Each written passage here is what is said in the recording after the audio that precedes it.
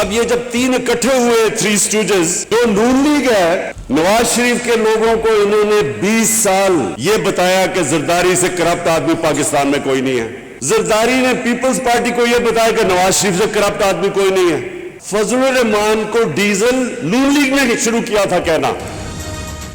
तहरीक अदम एतमाद नाकाम। 2023 का इलेक्शन भी ऑपोजिशन के हाथ से गया। वजीर आजम का मूड मजीद जारहाना। शहबाज शरीफ, आसिफ जरदारी और फजलुर रहमान मेरी बंदूक की नशिस्त के बीच आ गए हैं। जरदारी जाली पर्ची दिखाकर पार्टी का सरबराह बन गया। फजलुर रहमान को डीजल कहना नून लीग ने शुरू किया। फजलुर रहमान ने डीजल के परमिट लिए, इसलिए नाम डीजल पड़ा। ये लोग अपने पैसे बचाने के लिए मुल्क बेच देंगे। इमरान खान का ओवरसीज कन्वेंशन से धुआंधार खिताब।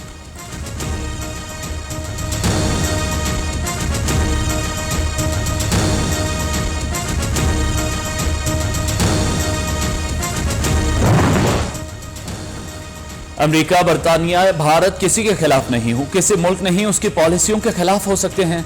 इमरान खान का पॉलिसी बयान। पाकिस्तान का वजीर आजम अमरीकी सदर के सामने बैठा था और उसकी कांपें टांग रही थी। फौज ताकतवर न होती तो मुल्क के 3 टुकड़े हो चुके होते। इख्तलाफ के बावजूद जुल्फिकार अली भुट्टो की खुददारी की तारीफ। दुनिया भर से आए कारकुनों से खिताब।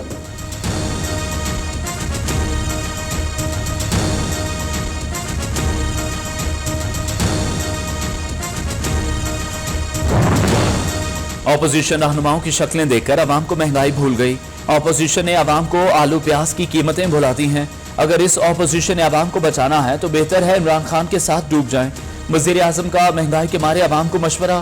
कहा, पीपल्स पार्टी के दौर में हमसे ज्यादा महंगाई थी।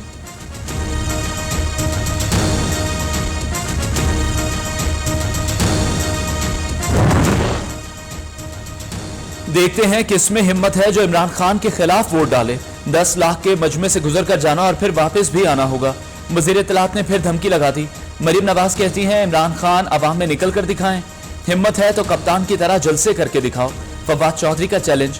कहा, जरदारी ने 7 साल में पीपल्स पार्टी का बेड़ा गर्क कर दिया। हमारा लीडर ऐसा नहीं कि अमरीकी सदर के सामने हो तो कांपे टांग जाती हों।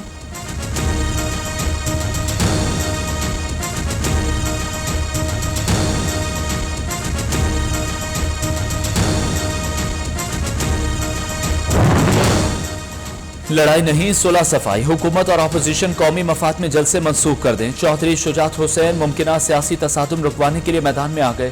काफ लीग के सरबराह का कहना है जलसे करना अपोजिशन का काम है, हुकूमत का नहीं। मुल्क इस खतरनाक महाज आराई का मुतहम्मिल नहीं हो सकता। हमें छोटी पार्टी कहने वाले भूल गए। हमने पाकिस्तान के लिए बड़े फैसले किए। तनकीद करने वालों को जवाब।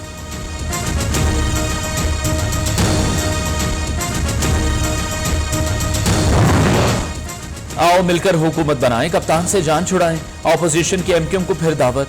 मुत्तहिदा वफ्द की शहबाज शरीफ और मौलाना फजलुर रहमान से मुलाकात। तहरीक अदम एतमाद, बदलती सियासी सूरत हाल पर तबादला ख्याल। एमक्यूएम क़यादत ने ऑपोजिशन लीडर और पीडीएम सरबराह को कल दावत पर बुला लिया। कल पार्लियामेंट लॉजेस में सियासी बैठक लगेगी। बीएनपी सरबराह अख्तर मेंगल की भी शहबाज शरीफ से मुलाकात।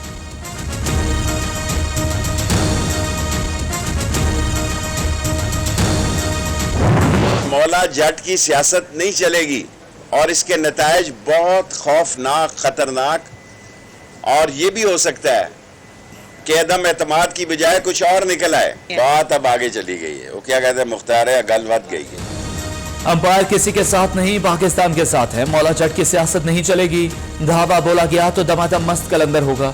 ऑपोजिशन तसातुम किया तो नतीजा उल्टा निकलेगा। शेख रशीद ने सियासी मुखालिफिन को साम्राज्य सुन्नियां करार दे दिया। कहा, काफ लीग से मुताल्लिक कुछ बोला तो वह नाराज हो जाते हैं।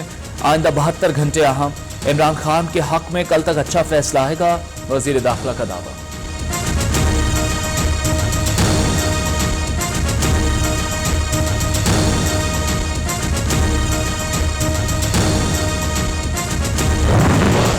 तहरीक अदम एतमाद की लटकती तलवार से कैसे बचा जाए। वजीर आजम की वजीर आला पंजाब और खैबर पख्तूनख्वा के अरकान असेंबली से मुलाकातें। सियासी सूरत हाल पर तबादला ख्याल। इमरान खान का आज मुस्लिम लीग काफ की क़यादत से मुलाकात का इम्कान।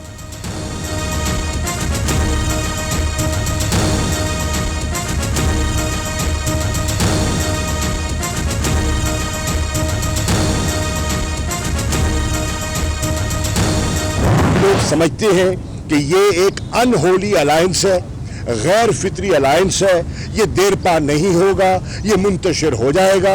इसकी एक बुलबुला है, वक्ती बुलबुला है और ये देर पा नहीं है। वजीर आजम के खिलाफ अदम एतमाद, अरकान को धमकाने का इरादा नहीं, जमहूरी मुकाबला करेंगे। शाह महमूद कुरैशी का ऐलान। मुत्तहिदा अपोजिशन का अलायंस वक्ती बुलबुला करार दे दिया। इन लोगों के पास मुस्तकबिल का कोई मंसूबा नहीं, मकसद सिर्फ इमरान खान को हटाना है। अपोजिशन के नंबर्स पूरे हैं तो धरनों की क्या जरूरत।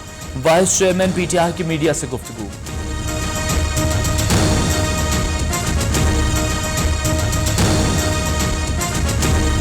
जिस माई के लाल में हिम्मत है वो असेंबली जाने से रोक के दिखा दे। ये मेरा ओपन चैलेंज है इमरान खान को और इसके वज़रा को। जो हुकूमत असेंबली के मेंबरान को असेंबली जाने से रोकने की कोशिश करेगी वो आर्टिकल 6 का सामना करने को तैयार हो जाए। जिस माई के लाल में हिम्मत है अरकान को असेंबली जाने से रोक कर दिखाया। शाहिद खाकान अब्बासी का चैलेंज। साबिक वजीर आजम का कहना है धमकियां देना हुक्मरानों को महंगी पड़ेंगी। ये 10 लाख नहीं सिर्फ 172 आदमी ले आए। हुकूमत के ताबूत में आखिरी कील पार्लियामान से आएगा। इमरान खान चंद दिन बाद साबिक वजीर आजम कहलाएंगे। कप्तान को इबरतनाक शिकस्त होने वाली है, वजीर इत्तलात सिंध को यकीन। सेनेटर शरी रहमान का कहना है हुकूमत खुलेआम कशीदगी का ऐलान कर रही है। वजीर आजम के घर जाने का फैसला पार्लियामान में होगा, डी चौक पर नहीं।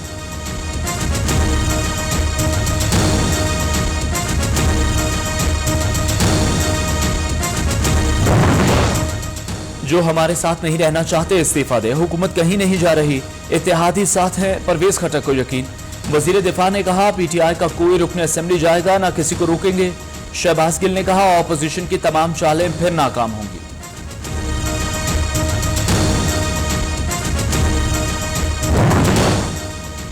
हसन खावर ने ऑपोजिशन जमातों को जमहूरियत के लिबाते में डिक्टेटर करार दे दिया। तर्जुमान पंजाब हुकूमत ने कहा सियासी मुखालिफिन जो मर्जी कर लें, हुकूमत मुद्दत पूरी करेगी।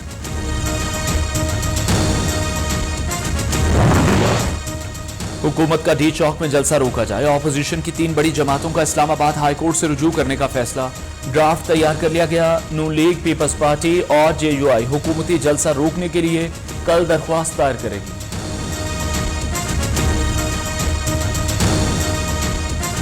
22 मार्च के जलसे के अंदर आपको आज़ाद कश्मीर का जो कंट्रीब्यूशन होगा वो सबसे ज़्यादा नज़र आएगा।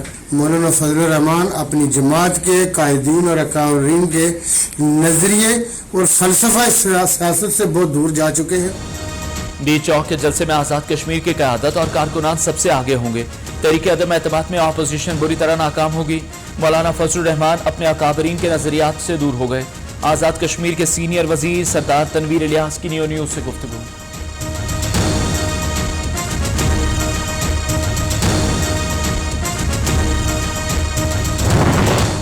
Foreign funding case. Election commission ने पीटीआई के इल्तवा की दरख्वास्त मुस्तरद कर दी। पहले ही 7 साल से केस ज़ेर इल्तवा है। चीफ इलेक्शन कमिश्नर के रिमार्क्स। तहरीक इंसाफ ने ममनुआ फंडिंग केस में जवाब जमा करा दिया। अकबर एस बाबर को केस से अलग करने की दरख्वास्त पर फैसला महफूज।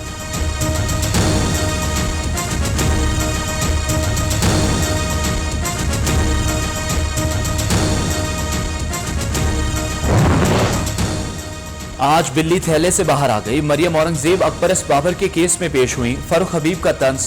प्रोपेगेंडा किया जाता है पीटीआई ने फॉरेन फंडिंग ली, पेड मेंबरशिप है, पार्टी मेंबरान सालाना फंड देते हैं। वजीर मुमलिकत की वजाहत।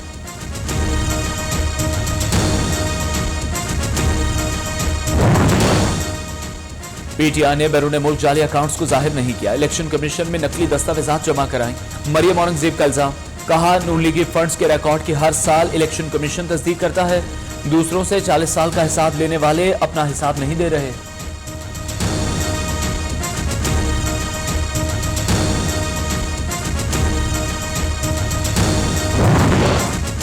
ज़ाब्ता अखलाक की खिलाफ वर्जी पर विफाकी वजीर के खिलाफ एक्शन। इलेक्शन कमीशन ने आजम सवाती को 50,000 जुर्माना कर दिया। 2 रोज में जुर्माना सरकारी खजाने में जमा कराने का हुक्म। आइंदा खिलाफ वर्जी की तो सख्त एक्शन होगा।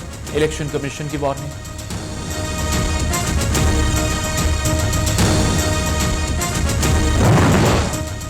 इलेक्शन कमीशन ने निसार खोड़ो के बतौर सेनेटर कामयाबी का नोटिफिकेशन जारी कर दिया। फैसल वाडा की निसार खोड़ो की कामयाबी का नोटिफिकेशन रोकने की इस्तदा मुस्तरद। सुप्रीम कोर्ट ने इलेक्शन कमीशन को जवाब जमा कराने के लिए वक्त दे दिया। चीफ जस्टिस की सरबराही में 3 रुकनी बेंच अप्रैल के पहले हफ्ते में समाप्त करेगा।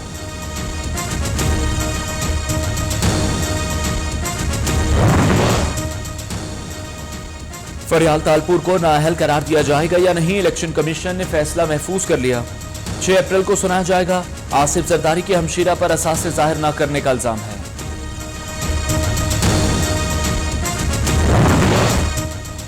शहबाज शरीफ पर बनाए गए केसेस झूठे हैं, साबिक डीजी FIA बशीर मेमन का दावा। अदालत पेशी पर मीडिया से गुफ्तगू करते हुए कहा, शरीफ फैमिली के खिलाफ झूठे केसेस बनाने पर मुस्ताफी होने को तरजीह दी। बशीर मेमन की अबूरी जमानत में 5 अप्रैल तक तौसी। लाहौर सेशन कोर्ट ने आइंदा समात पर FIA से इंक्वायरी रिपोर्ट तलब कर ली।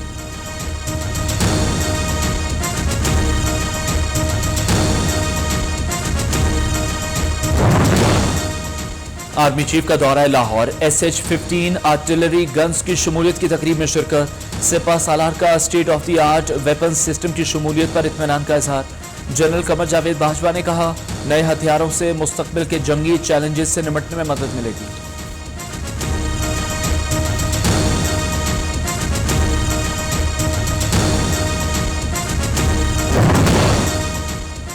पेशावर के 9 मुंतखब सिटी मेयर और तहसील चेयरमैन ने हल्फ उठा लिया। मेयर जुबैर अली कहते हैं, पानी, सफाई, ट्रैफिक और अमन अमान की बहाली अव्वलीन तरजीह है। डेंगू से निपटने के लिए पेशगी इक़दाम करेंगे।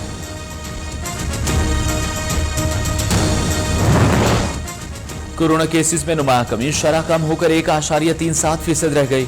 मजीद 4 अफराद जान बहक, 472 नए मरीज रिपोर्ट। बरतानिया का कोरोना केसेस में कमी पर 18 मार्च से तमाम सफरी पाबंदियां खत्म करने का ऐलान। मुसाफिरों को अब कोई रिपोर्ट जमा नहीं कराना पड़ेगी। आलमी मंडी में तेल की कीमत में रिकॉर्ड कमी। ब्रेंट ऑयल $100.54, WTI खाम तेल की कीमत $97.13 फी बैरल हो गई। चीन की मईशत में मुमकिन सुस्त रवि के खदशात के बायस तेल की कीमतें गिरी।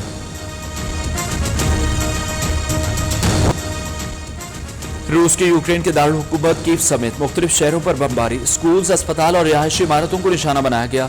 गवर्नर मारियोपोल के मुताबिक अब तक 2500 से ज्यादा अफराद हलाक हो चुके। रूस और यूक्रेन में आज फिर मुज़ाकरात होंगे।